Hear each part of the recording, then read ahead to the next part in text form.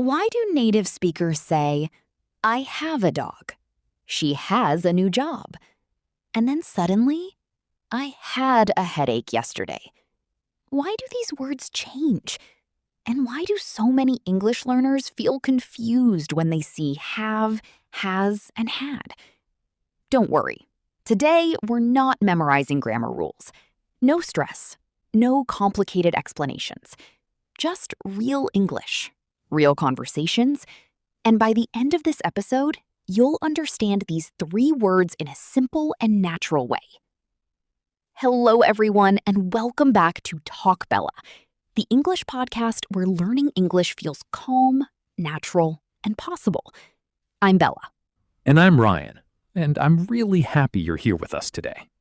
Today's lesson is about 3 very small words, but words that native speakers use every single day. And honestly, Bella, these 3 words used to confuse me a lot. I knew have, I knew has, I knew had, but sometimes I had no idea which one to use. And if you feel that way too, you are definitely not alone, because thousands of English learners ask the same question. When do I say I have? When do I say she has? And why does everything suddenly become had in the past? Great questions. And today, we'll answer them slowly, naturally, and with lots of real-life examples. So don't worry about being perfect. Just relax, listen, and enjoy the conversation. And before we begin, if you enjoy learning English with us, please like this video and subscribe to Talk Bella, because we're here every day, helping you communicate with confidence. All right, Bella, I'm ready. Wonderful. Let's start with the easiest one of all, have. All right, Ryan. Let's start with the first word. Have. Okay. This one feels familiar. I hear it all the time. But honestly, I don't always know why people use it. That's completely normal, because have is one of the most common words in English. Native speakers use it every single day. So, what does have really mean? Most of the time, have means possession. In simple words, something belongs to you. For example, I have a dog. I have a dog. Simple. The dog belongs to me. Exactly. Another example, I have 2 brothers. So those brothers are part of my family. Right. And we use have for many things in life, not just objects.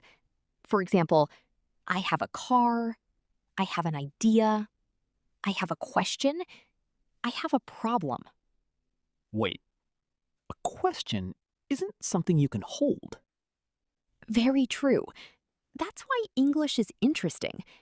Sometimes have means possession, and sometimes it simply means something exists in your life right now. Oh. So when I say, I have a question, I'm not owning the question. I'm just saying there's a question in my mind. Exactly. Very natural English, and Americans say this all the time. I think I say, I have a question almost every day. And here's another common one. I have an idea. Bella, I have an idea. Oh, should I be worried? Probably, because most of my ideas involve food. That sounds very believable. Now, let's look at something interesting. We also use have for time. For example, I have 5 minutes. Meaning I have 5 minutes available. Exactly. Or I don't have much time. I say that sentence way too often. I say that sentence way too often. Most adults do. Now, let's talk about feelings and experiences. People often say, I have a headache, I have a cold, I have a fever. Interesting. Because in some languages, people say, I am sick. But in English, we often say, I have a cold. Exactly. That's very natural American English. And you'll hear native speakers say things like, I have a headache, I have a stomach ache. I have a sore throat. So have appears everywhere. Family, time, ideas, questions, health. Yes. And that's why it's so important. Because once you understand have, you'll start hearing it everywhere. Can listeners practice with us? Of course. Everyone listening, repeat after us. I have a question. I have an idea. I have 2 friends. I have a busy day. I have a dream. Beautiful. And don't worry about speaking perfectly. Just speak. Because confidence grows one sentence at a time. Okay, Bella. Have feels easy. But then I hear she has. He has. My cat has. And suddenly everything changes. Don't worry. That's exactly what we're talking about next. And I promise, has is much easier than you think. All right, Ryan. Now let's talk about the second word, has. Okay. And honestly, this is where many learners start getting nervous because they think, when do I use have and when do I use has? Yes. But the good news is it's actually very simple.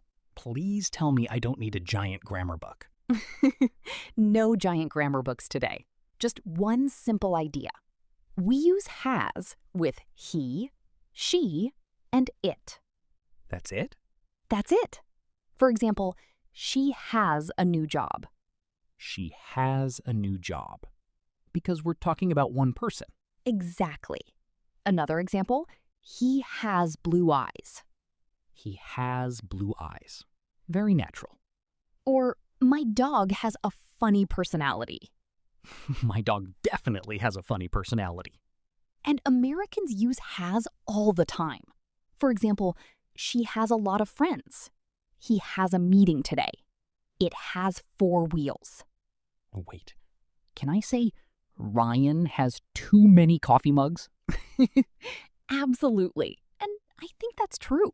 Hey, I have a collection. And that's wonderful. Now, let's compare have and has. Okay. I have a laptop. You have a laptop. We have a laptop. They have a laptop. But he has a laptop. She has a laptop. It has a laptop. So only he, she, and it are different. Exactly. That's the only change. Nothing scary. Honestly, that's much easier than I thought. And listeners, don't worry if you sometimes make mistakes. Even advanced learners occasionally say she have instead of she has. I've done that before. And that's okay, because mistakes mean you're learning. Now, let's practice together. Everyone listening, repeat after us. She has a beautiful smile. He has a busy schedule. My sister has 2 children. Ryan has too much coffee. And Bella has a lot of patience. Thank goodness, because I ask many questions. And questions are always welcome, because that's how we learn. Okay, Bella, I think I understand have, and I think I understand has. But then native speakers suddenly say, I had a bike when I was a kid. We had dinner together. She had a bad day. And that's when my brain starts to panic. Don't panic, because had is actually the easiest of all 3. And once you understand it, you'll use it every day. All right, Ryan, let's talk about the third word, had. Okay. And honestly, this one sounds mysterious. It really isn't. In fact, had might be the easiest word of all. Really? Yes, because had simply takes us into the past. It tells us about something we possessed, experienced, or did before now. So had is like yesterday? Exactly. Yesterday, last week, last year, or even when you were a child. For example, I had a bicycle when I was 10. Oh, I like that. I had a bicycle when I was a kid. Beautiful! That bicycle belonged to you in the past, but maybe not now. Exactly. Sadly, that bicycle is gone. Another example. We had dinner together last night. So had can also talk about experiences? Very good. And native speakers use had constantly. For example, I had a great day. She had a headache. He had an interesting idea. They had a lot of fun. Wait, so yesterday I could say I had a busy day?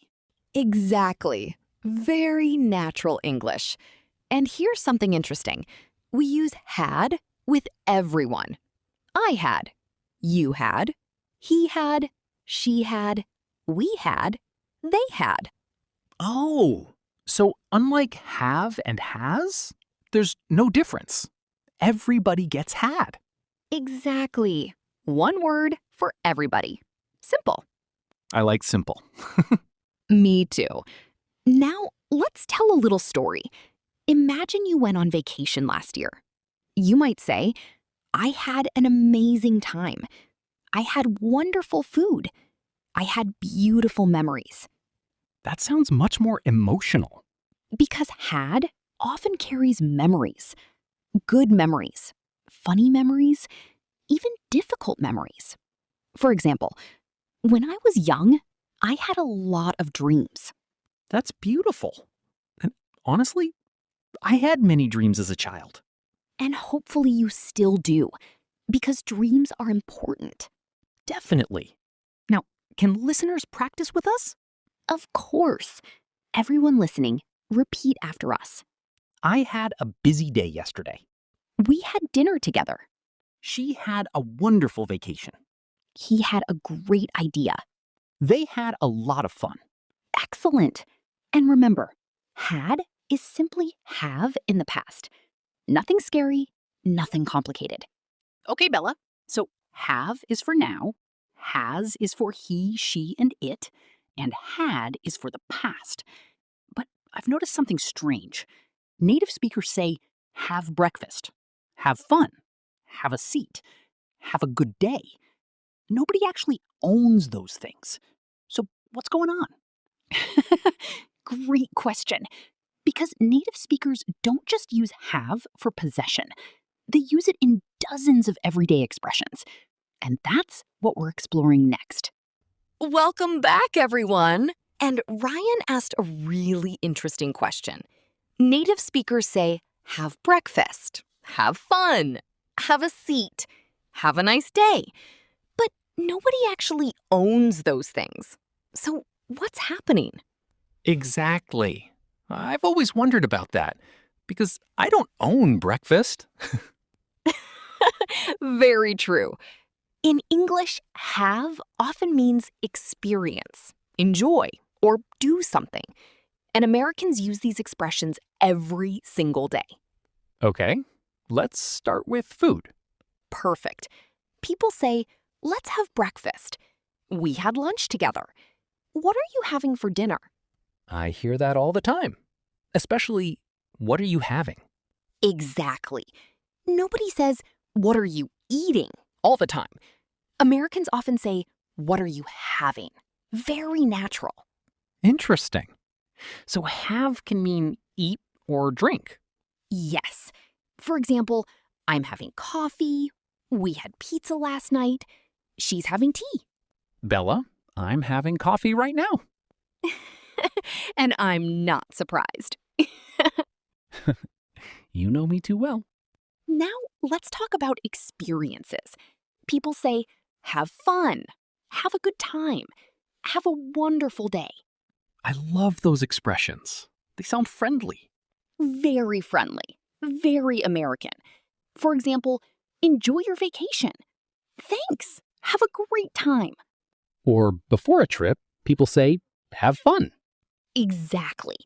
Now, here's another common expression. Have a seat. Oh, yes. Restaurants, doctor's offices, almost everywhere. Right. Instead of saying, sit down, people often say, please have a seat, which sounds softer and more polite. That's very useful. And Americans love polite English. Here are some more expressions you'll hear every day. Have a look. Have a rest. Have a conversation. Have a good weekend. Have a safe trip. Wow, have really is everywhere. It truly is. And the more English you listen to, the more you'll notice these expressions. Soon, they'll start feeling natural. Can we practice together? Of course. Everyone listening, repeat after us. Have fun. Have a nice day. Have a seat. Have a look. Have a safe trip. Beautiful.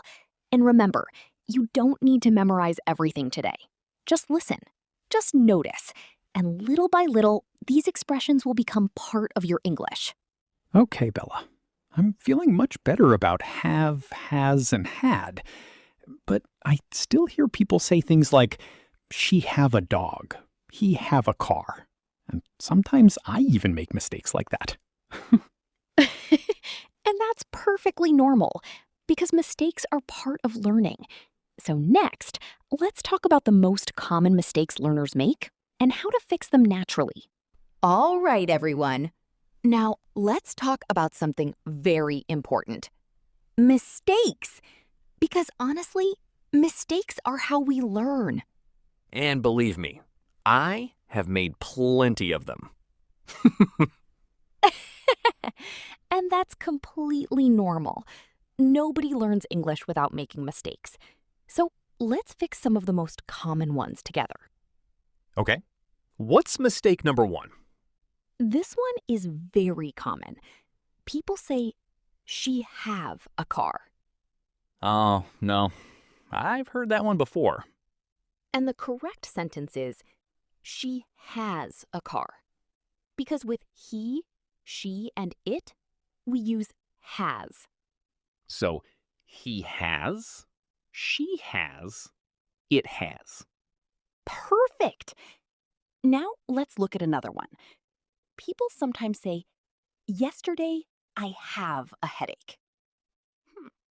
That sounds strange. Because yesterday is in the past. So the correct sentence is, yesterday I had a headache. Ah, past equals had. Exactly. Another common mistake is this. He hads a dog. Poor had. People try to make it plural. Yes, but had never changes. It's always I had, you had, he had, she had, we had, they had. Simple. One word for everybody. I like that. Me too. Now, here's another mistake. Learners sometimes say, I am have 2 brothers. Oh, yes. I've heard that one too. The correct sentence is simply, I have 2 brothers. No am, no extra words. Just, I have. Simple English is beautiful English. Absolutely. And here's something I want everyone listening to remember. Making mistakes doesn't mean you're bad at English. It means you're learning. Exactly. In fact, every fluent speaker you know made thousands of mistakes. Thousands? Probably more. That actually makes me feel better. Good, because confidence is more important than perfection. Always. Can listeners practice with us one last time? Of course. Everyone listening, repeat after us. I have a question.